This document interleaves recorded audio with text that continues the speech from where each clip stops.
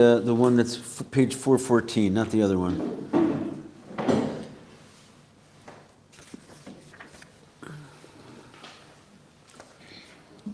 You're live. All right.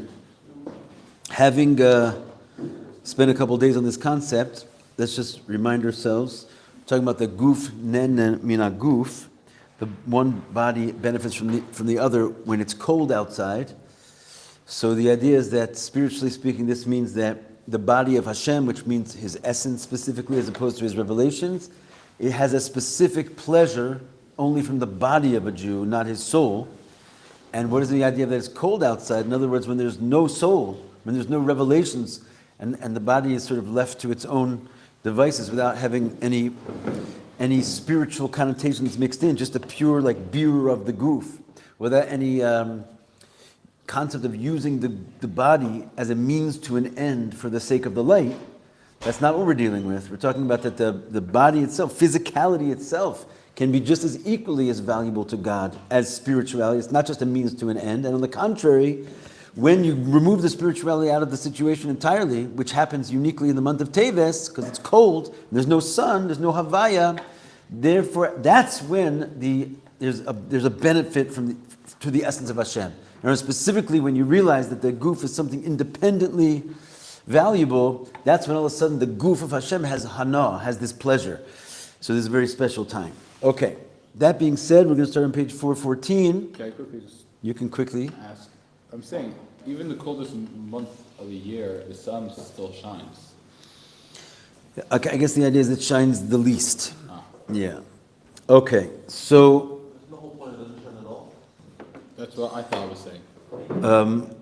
there is day and night, even in Teves, believe it or not. Whoa. What's that? It's a chiddush, I know. Sometimes you got to just go out there and have a look. But the concept is that there's an idea that there's a summer and a winter, right? So the summer is generally the idea of soul work. The winter is generally the idea of body work. And then when you get to the winter, when it's basically what's called the Tekufas Teves, or the coldest time, that represents pure body, no soul. Okay. Ba'avaya yagia chashki. So let's look now at chapter 6.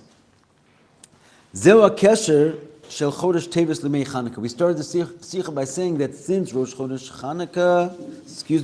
Teves is one of the days of Chanukah, and the Rosh of the month is basically dictating the entire month, therefore the whole month of Teves is a Chanukah month, right? So how is that connected to the above? Tachlis neros haChanukah hi ligrom v'havaya yagia chashki. There's a pasuk that we bring oftentimes regarding this very notion that we're discussing about, that yagia chashki means lighting up my darkness.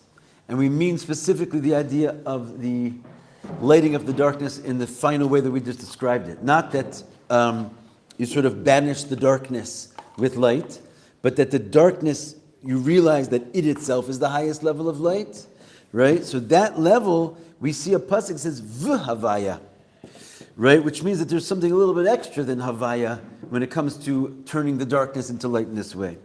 Lahayir sachoshek, to shine up the darkness itself should shine. V'gam es achoshek sheberoshus harab mibachutz, right? This is a Chanukah inyan, because the whole idea of Chanukah is that you're trying to go and shine up the darkness. You're bringing light into the dark. And again, not only is the notion to banish the darkness, but it's to make recognizable the concept that in the place of dark and in the place of the Reshus HaRabim, which is where we're sort of sending the candles outside of the house because we want them to be apparent in the Reshus HaRabim. How much more so the Chabad new standard, which is that we actually light the menorah, Kapshuto in the Reshus HaRabim, the Pirsumei Nisa. This is not the idea that we're bringing the light there in order to make the Reshus HaRabim sort of disappear in the presence of this light. It's the symbolism is that even the Reshus HaRabim is going to be godly, right? And that's called Yagia Chashki. That's the idea of shining up the darkness. Like we said, the icicles themselves will shine, will alight with fire. She'achoshech atzmo yair. The darkness itself will shine. So akoach lakach makura v'havaya. V with the tosefes vav. He says the idea here is that the pasuk is very exacting and it has a letter vav before the shem havaya, which is not your everyday average havaya. There's right. You may have known that there's something called havaya de la sata and havaya de la ela, right? And we're dealing with havaya de la ela, v'havaya. We find this concept in a mimer that's sort of coming up in the parsha soon. We like to sing this song in shul, right? It says vayaminu b'Hashem uv'Moshe avdo. It says vayar Yisrael es Mitzrayim meisayam vayir ha'am es havaya vayaminu b'havaya uv'Moshe avdo. So the question that Alter Rebbe asked on this is what? Remember the mimer? Just for our experts out there, I like to have a little sword fight. It says, "Vayiru ha'am es havaya, vayaminu b'havaya uv'Moshe avdo." I tried to make a little emphasis over there. What's the question? Why does it say 2 times havaya? Right? It says they feared havaya, and then they believed in havaya and Moshe its servant. The question is, couldn't you have just as easily said they feared havaya, and they feared and believed in havaya and Moshe its servant? Why do you have to say the same havaya twice? So the idea is that there's 2 levels of havaya. Right, there's 2 levels of the Shem Havaya. One is one you fear and one you believe in, right? And the idea that you fearing something, he says in the mimer over there, you only fear something that you're aware of, right? That you have some kind of connotation that there's something there to be afraid of. If you're completely unaware, right? You're not, Baruch Hashem, you could be, like, in other words, there was a war going on here. If someone didn't know there was a war, they could just walk down the street thinking nothing's happening. But all of a sudden, if you know there's a war, you can't even walk down the street where nothing's happening because you have this fear that there's something there, right? So the fear is from a havaya that you like is somewhat present and available to you. And the idea is that that's a havaya which is somewhat shaykh to the Seder Ishtalshlus, right? That it's, havaya in general means the underlying being, right? The word havaya comes to the word lihiyot, and it means haya, hoveh, v'yihiyeh, and it means basically like the underlying energy. So havaya is always sort of a cut above the rest, but there's a havaya which is underlying the creation, right? Which is basically like this that you see, which is all forms and objects and mass and so forth. Really, it's all a singular energy, and so that's a high level of havaya. But even that is called a lower level of havaya, because it's dealing with the underlying energy of the creation. It's still dealing with a world. It's just like sort of the energy behind the world. And that you can fear, right? But when it comes to Vayaminu B'Havaya, this was basically this new level that was being introduced to the world, to the Jewish people. It's such a high level. It's that thing, we call it the Raivin de Raivin, or the Ratzon of the Ratzon, right? That the fact that there's another level of being which is even manifesting the Havaya which is inside of creation, how do you know? All you see is creation. For that you only have to believe that such a thing is there, right? And how do you believe it? Moshe Avdo, right? Because it comes with this little Moshe, the servant of this level of Havaya, that he's coming in and telling us about this situation, and he's making miracles and changing the whole source of creation, because he's saying, like, I'm trying to introduce you to your new friend, Havaya de La'ela, right? So this level is completely beyond the Seder Ishtalshlus, because it's a level of godliness which precedes even the godliness which is the source of all the worlds.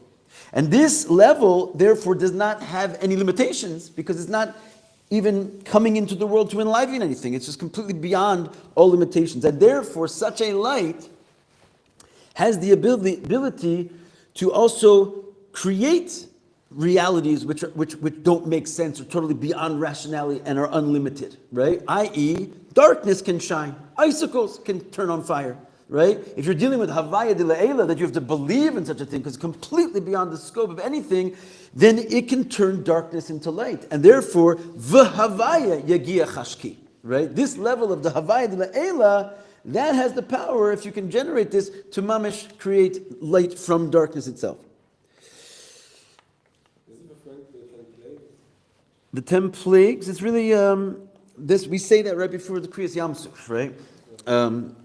Because actually, the 10 plagues, what did the people of Pharaoh's people say? Etzve Elokimi. That was like light stuff. They even Elokim, they could see that this was like a little bit of a godliness beyond the norm of nature. So this is really even something, I guess, which was introduced at Kriyas Yam Suf. Kriyas Yam Suf is sort of like the preparation for Matan Torah. It's like a new darga, right? Obviously, retroactively, we can say that even the 10 plagues maybe have come from there. But at the time, it doesn't seem like there was an obvious reality from this totally unknown place. You have sort of the barad, which said fire and more. There is a kind of a mixture of opposites, but I think the main ending was Yam liyabasha and all that. Hakoach lekach makura b'v'havaya tosefes vav bitoy amara al darga shelukush me'al lehishtalshlus v'yurida. Right, it goes on a level which is above the ishtalshlus, above the notion of coming down, because yud ke vav ke. It also, even though it's haya hoveh v'yihiyeh, and it definitely represents something which is beyond time and space, it also has this little seder hishtalshlus in it. The yud goes to the hey goes to the vav goes to the hey. It has, like, depending how you look at it, it can also be light, which is shayach to the hishtalshlus. But v'havaya is, by all definitions, completely beyond the seder hishtalshlus. V'zos b'dom le'inyan shel guf nena min haguf. This is the idea that the body benefits from the body. Shemitzad mahus haguf elokus, that because this higher body, which is havaya de le'ela, is present, therefore it is completely unlimited, and therefore hofer gam choshech haguf atzmo l'kedusha. That's what can make it that the physical flesh of a yid, nothing to do with the soul, nothing spiritual, can be so godly. Because what's going to stop God? Because there's a limitation in the goof, but you're dealing with a light which doesn't know from limitations, and therefore, in the most limited thing, that's where it's going to show up and say, but I'm unlimited, and therefore I'm going to make even that the highest level of elokus. Fine, Zion. But often klali, in a general way, zeu hevdel bin avoda bisman to beis hamikdash kayam lebin avoda betkufas hagalus. So these two levels are generally the difference between when the temple is standing and in galus. Let's look into that. What do you mean? Bisman habayis hayagil elokus bolam. In the temple days, there was a clear revelation of God in the world. As it says, Asara nisim nasu lavosin beis hamikdash v'kadoma. Like at least one example, which is in the Mishnah that every Jew knows, in Pirkei Avos, there was 10 constant miracles going on in the Beis HaMikdash. That's called a Gilui Elokus in the world. You could just go to a certain place and realize there's a God, right? No problem. The Ilu Bisman HaGalus, where in Galus it says in Tehillim, Osiosenu lo ra'inu. Osiosenu lo ra'inu. We don't see your signs, right? Like, in other words, Hashem hides. He hides his face. Haster, astir panai. So this is like, take it or leave it. Some people could say, there's no such thing as miracles. These are fairy tales. Once upon a time, you could not say that because you could just go to the temple and mamish see God. Nowadays, Hashem is hiding that situation from us. So there's all kinds of mishugasim. You can go around and pretend that there's no God. We don't see the signs. Helokus musteres, it's hidden. To the point that mamish darkness is all you see. The whole world is covered with darkness. But therefore, this is not a negative. You might say, I wish for the old days. Only if you don't read Chassidus, you wish for the old days. Right? It's simple as that. I mean, it's not a bad thing to go to the temple and see God, let me tell you. But reality would have it that when that is all shining, what's not available is the ability to turn darkness into light. Because there's no darkness, right? Godliness is revealed. You can't really, and therefore you cannot access that koach of Hashem, which can turn darkness into light. And the Havaya de La'ela is not available because the Havaya de Lasata is basically shining itself. There's no darkness enough to have this avodah. We have to go and be in the darkness and realize even the darkness is light.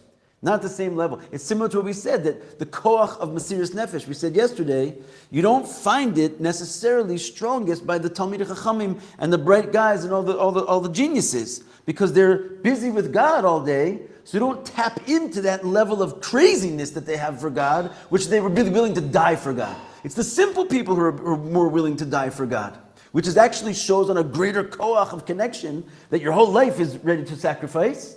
Whereas you don't find that sacrifice with people who are in the light of Kedusha, understanding Torah and learning Pnimius Torah. They're happy with the godliness that they have. They're not rushing to find a deeper level and sacrifice their life to God. So in the levels of darkness, you can tap into your Pnimius Mesiras Nefesh more than in light. Therefore, Gullus affords this ability to have the V'havaya. V'yesh lomar. And therefore, I want to say, that's why the Hanukkah candles never go out. We don't actually, there's never going to be a time when the situation has brought us to a scenario where now we don't light the Hanukkah candles anymore. Right? Noheges af la'achar chorban b'galusenu. In other words, we still have Hanukkah menorah even when we have a chorban and a galus. Not like the candles of the mikdash, when kashe'ein beis hamikdash kayam af haneros betelus. We don't have the menorah of the temple. This grand and beautiful menorah where it says it's a edus l'kol ba'olam. It was the testimony for all the world to know that God dwells in the temple. Yeah, but it can also stop. Which means as godly and awesome and powerful as it was to go and see God, guess what? The fact that one day it could be taken away shows you that to begin with, even though it was a great high revelation, it was a limited revelation, just like intellect, right? It shines and you can understand, but the fact is, it could be taken away. All of a sudden you could be in a state where you don't understand, and there's a lack of intellect. So even though it's a stronger light in a revealed sense, the fact that is that it's susceptible to concealment. Whereas this infinite light, it may be a completely different nature in that it's not shining so bright. It's like your heel, it's a hidden power, but it can never go out. And that's also the secret of the Hanukkah, that they found this jar that you can never contaminate. There's a power in this sort of gullah situation where the candles of the menorah, you can destroy the temple, but you still can't put out this light of the menorah because the Havaya doesn't care if you have a kli for the or not. It's happy to go and shine darkness itself into light. And therefore, this is all symbolic of this concept that the Hanukkah menorah is connected with the gullus, and therefore it's a higher 8-branch menorah, etc. Limrosh neros Hanukkah hem zecher l'neis she'ira im neros hamikdash. Even though the Hanukkah candles are only a remembrance for the candelabra, for the menorah in the Beis Hamikdash, nonetheless, it has this quality that it never gets extinguished. Yeah. I think also in the Geula was Purim and Hanukkah in terms of Yom Tov, you know? So like Yeah. Even in the Geula, we're working with Gilui of like that's not even Shach anymore. Only the one which isn't even in the realm. Well, that's kind of why, right? Because the Gula is sort of symbolic of this other light, and that's why those rabbinic holidays, which basically represent the Jewish people shining even in the Gullus, they're the ones that are stand out, because that whole Gula era is harnessing that light. They're not anchored in a specific space or time. They're like It's Purim a whole year long. We have a special shaykhs to that, by the way. Why? In Tzfas. Tzfas is all kinds of mysteries. Shabbos, so we call. Why is Shabbos Purim a whole year long though, be'emes? Yeah, that's why we drink so much. No, we don't drink that much. But it's because Shabbos, Tzfas is in what? Chelik Naphtali. Where's our Naphtali? It's in Naphtali. What's the shaykhs of Naphtali to Purim? The month of Adar is Naphtali's month, the last month. So basically, like in space, we're just in Adar all the time. So it's Purim all year long. Is that what people always What's that? Which tribe is Teves? Ask our master over here. Which tribe is Teves? Mazel Gediba, which tribe is it? You know which tribe it is? Trying to figure out how we need to go for Hanukkah. Don't worry, Tzfas is Gematria Shar, the Arizal said. So we have all the Sharim over here. You'll find Hanukkah a whole year long. Just look a little bit deeper into the Torah, you'll find awesome.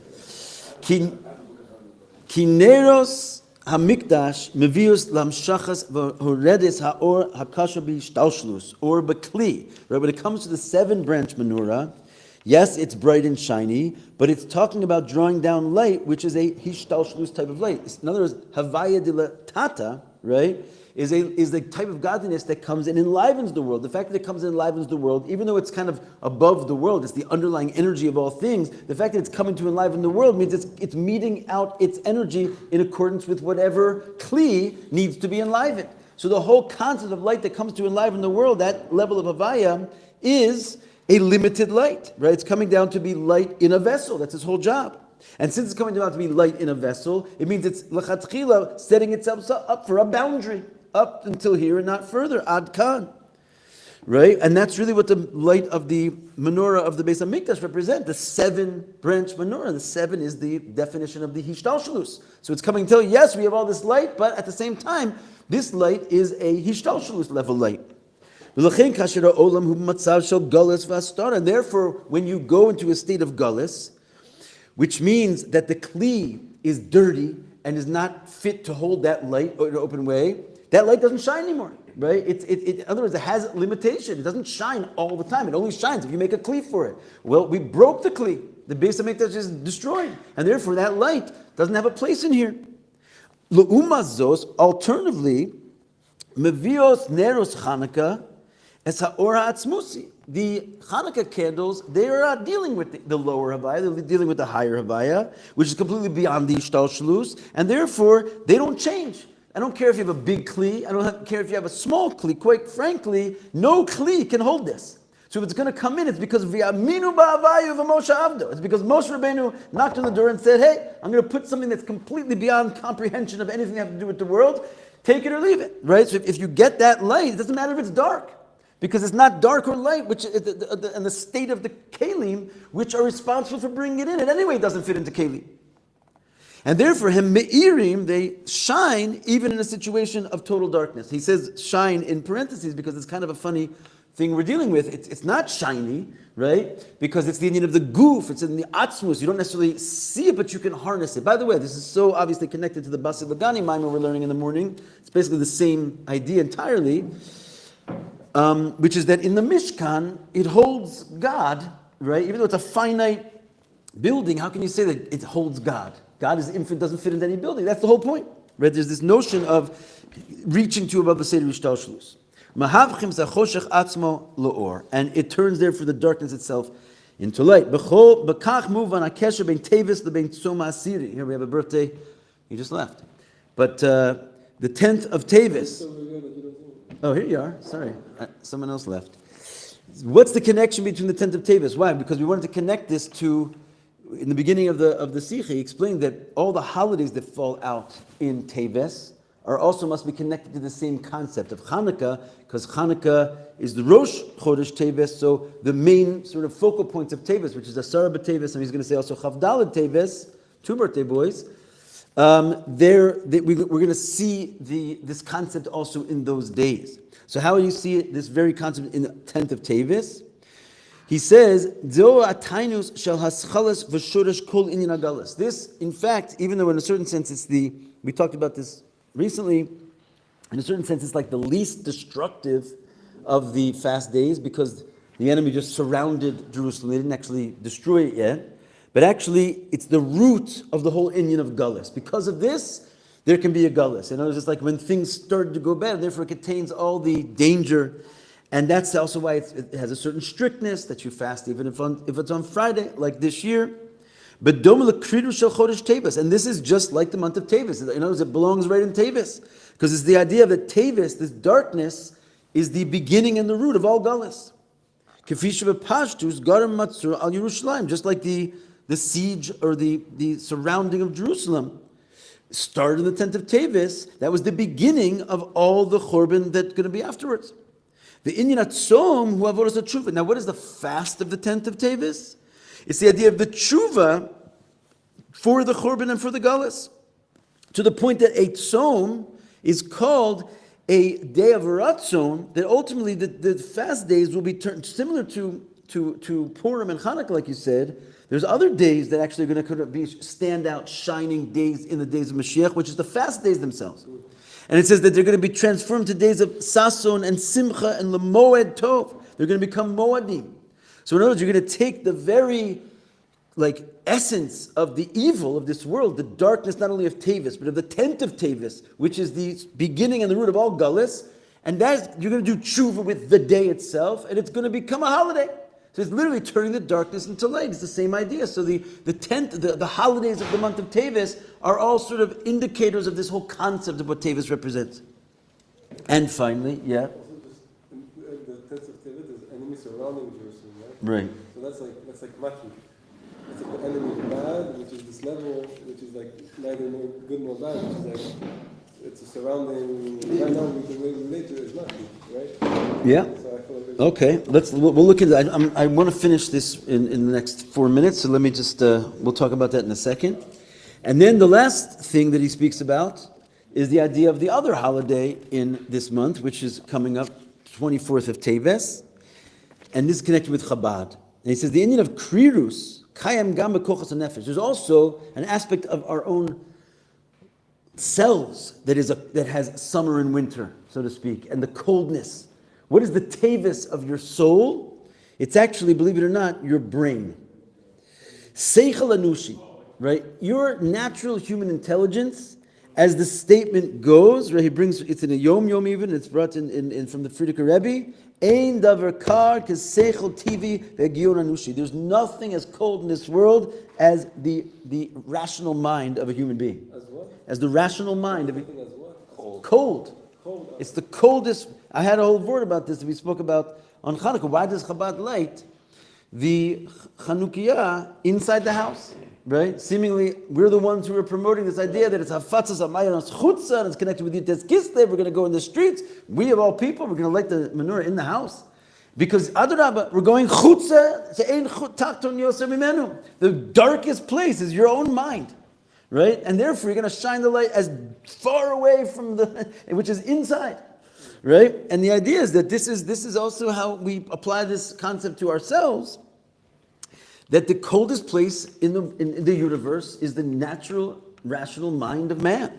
It's ready to deny and challenge anything, right? The fact that you can be here, being enlivened by God, and the whole massive, wondrous universe that every scientist can recognize that he doesn't understand a thing about it, and he can come here and definitively say there's no God, and I'll give you a 700-page essay on it, bring me your best, and we can't even really undo it because it's just like the mind doesn't know how to say no. You can just keep bringing rational after ration after ration, and it doesn't know how to turn that coldness off. Giloy Torah's Chassidus Chabad. So what is Chassidus Chabad all about? Through the Alter Rebbe, who is the founder of the Chabad movement, he is this idea, what is the nature of it is to bring emunah into the seichel, right? The idea of the Baal Shem Tov, which preceded Chassidus Chabad, he has a sefer called Keser Shem Tov, right?